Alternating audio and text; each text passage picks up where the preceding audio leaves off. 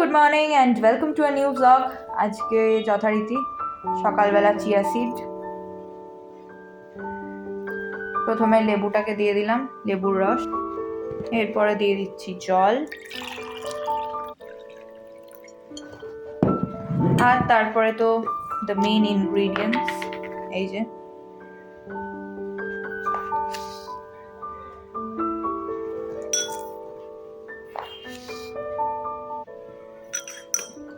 First. চলো, এটাই তো আমার ব্রেকফাস্ট আজকের।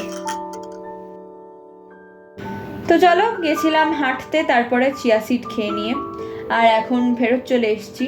লাঞ্চে রয়েছে ভাত, তার সাথে রয়েছে পাবদা মাছের ঝাল, এটা আমার খুব পছন্দের একটা জিনিস। এদিকে রয়েছে ইলিশ মাছের বড়া, ডিমের বড়া, আর রয়েছে সয়াবিনের তরকারি, তার সাথে রয়েছে ইলিশের তেল।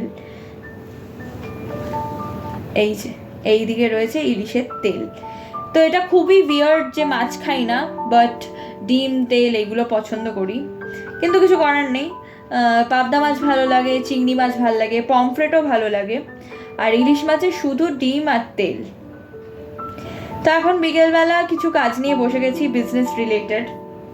একটা ব্যবসাকে চালাতে গেলে, দাঁড় করাতে গেলে কিছু না কিছু কাজ রোজ তোমার থাকবেই। তখন ডিনারে চলে এসেছি সব থেকে বেস্ট কম্বিনেশনটা নিয়ে, আমার মতে এটা সব থেকে বেস্ট, সেটা হচ্ছে চিকেনের পাতলা ঝোল আর রুটি। তো চলো, দেখা হবে নতুন কোনো একটা ভ্লগে।